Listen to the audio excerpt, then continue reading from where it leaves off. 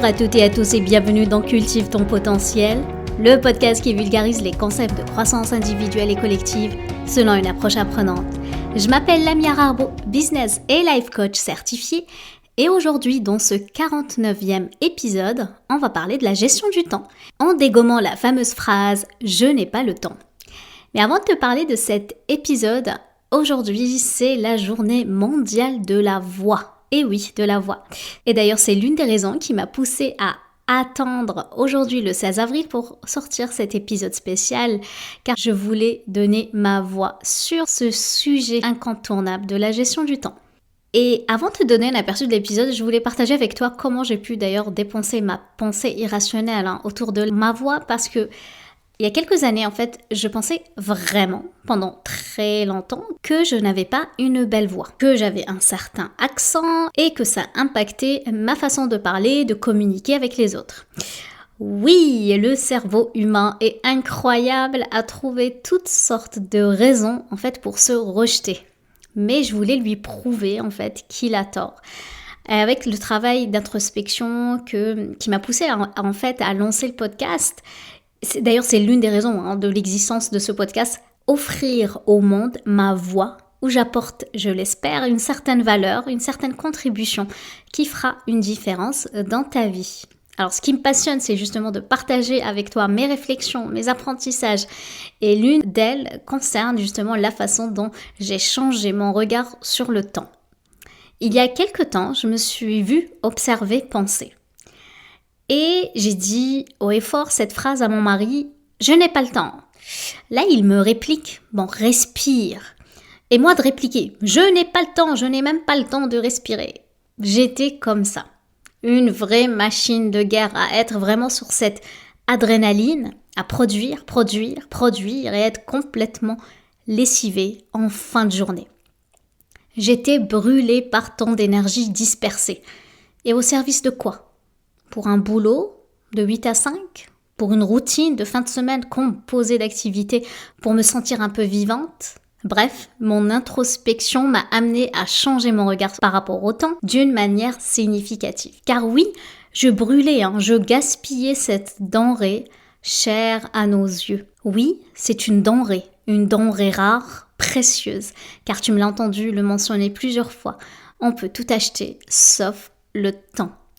Alors, comment utiliser cette ressource ? Pense-y. Si tu prends les 168 heures par semaine, oui, dans une semaine, on a 168 heures, qu'est-ce que tu ferais ? Tu penses à quoi ? Sachant que 168 heures, c'est quand même 10 080 minutes. Oui, je les ai comptées. 10 080 minutes.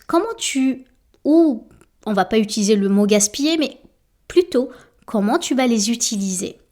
Ces 168 heures. Comment tu vas en profiter ? Comment tu vas choisir consciemment de les aligner à tes valeurs propres et ce qui est important pour toi ? Pense-y, 168 heures. Et si tu trouves que ce nombre est grand, alors super, tu as les bases pour planter un état d'esprit d'abondance, car oui, c'est une question d'état d'esprit, la peur du manque versus l'abondance. Lorsqu'on pense qu'on n'a pas beaucoup de temps dans sa journée, que 24 heures ne suffisent pas, oui, on est dans le manque. Oui, on va créer dans notre corps cette émotion de manque qui va nous faire des choses, soit par précipitation, soit au contraire, on procrastine. Donc, on ne fait rien. Et au final, cela revient confirmer notre théorie que vraiment, on manque de temps. Cela deviendra en fait notre propre vérité. Mais si malgré tous les dossiers, malgré toutes les charges que tu as à faire dans ton rôle de professionnel, peut-être de maman, de parent, peut-être de parents aidants même, tu te dis, bon, j'ai plein de temps pour moi. J'ai du temps et je l'utilise avec sagesse, avec abondance, avec cet état d'esprit de voir le verre toujours à moitié plein et surtout suffisant. Car oui, même si le verre est à moitié plein, il sera suffisant pour étancher ta soif. Et là, peut-être que tu dois te demander comment cultiver cet état d'esprit. En fait, c'est tout l'intérêt de ce podcast. Tout y est pour changer ta façon de penser. C'est ce qu'on fait d'ailleurs en coaching. On pense différemment pour créer des résultats différents. Car oui, si on continue de penser qu'on manque de temps, on va continuer à en manquer. Et j'aurais pu nommer cet épisode « Comment gagner 1 heure par jour » ou « Comment gagner 5 heures, voire 10 heures par semaine ». Mais franchement, c'est du marketing. Ce genre de phrases d'accroche, j'ai aucun souci, même moi, de les utiliser de temps à autre lorsque cela aide en fait à faire passer le message. Mais là, moi je veux que tu aies assez conscience pour te dire qu'à la fin de cet épisode, ok, moi Lamia, j'ai réussi à gagner un 168 heures cette semaine. C'est ça l'esprit d'abondance que je veux que tu cultives. Ok, maintenant tu dois te demander comment faire cela. Avant de te partager tout ça, je veux te donner comme préalable, comme un must au niveau lexical. Je sais pas si ça se dit, mais bref. Je veux que tu arrêtes de te dire, et même de le dire tout haut, cette phrase « je n'ai pas le temps ».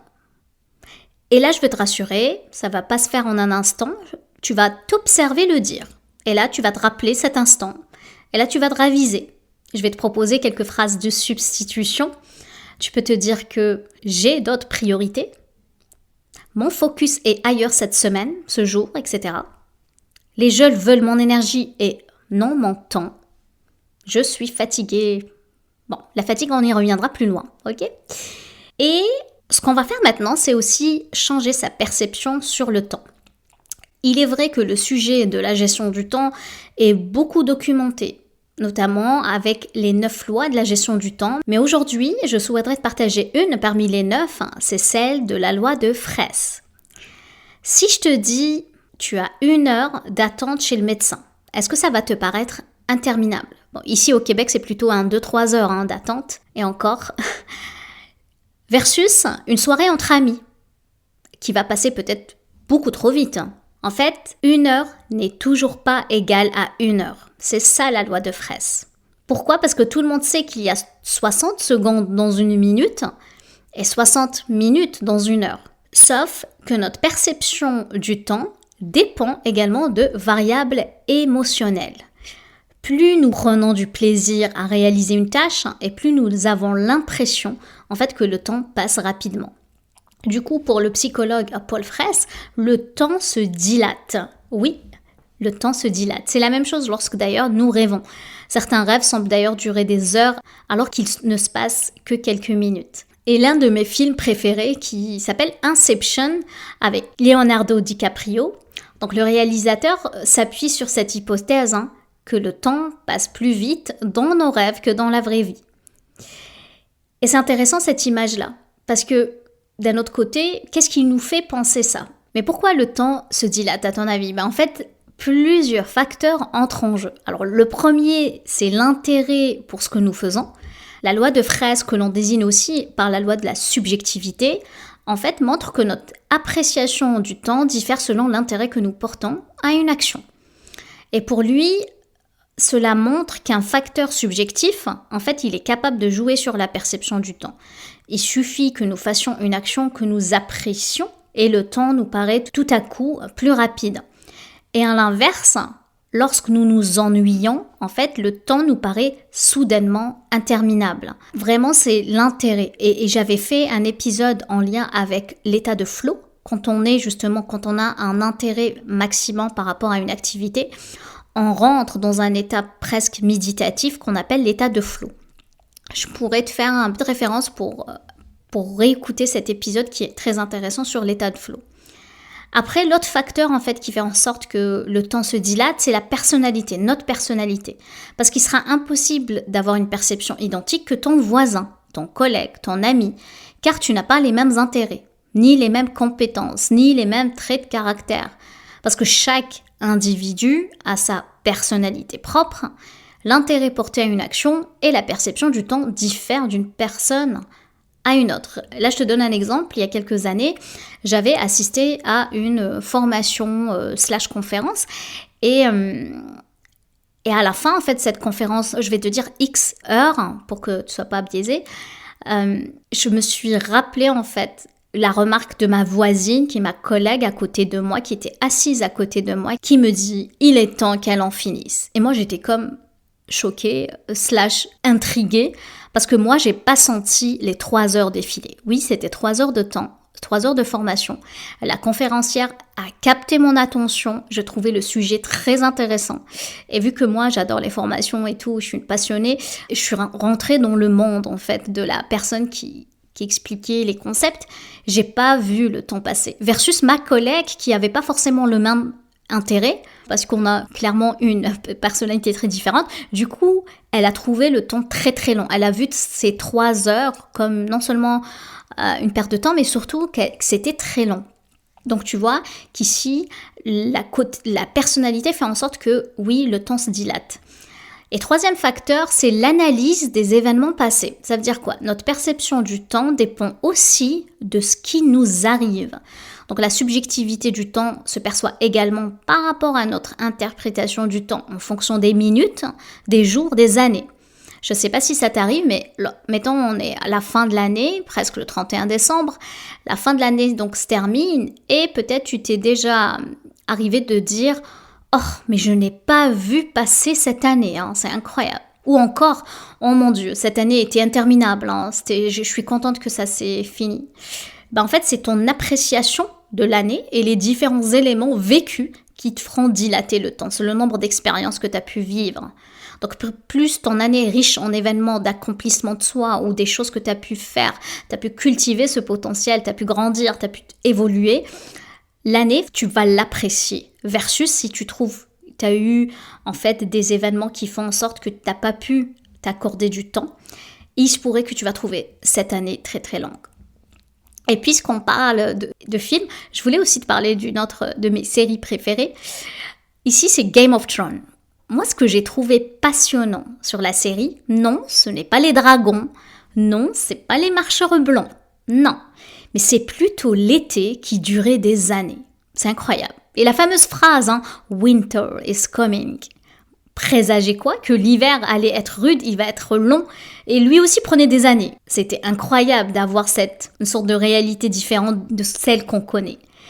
Et pourquoi je te parle de ça en fait? Pourquoi je te parle de dilatation de temps? Car le temps est une question de perception. Et c'est quoi une perception? Cela reste une pensée qu'on peut moduler.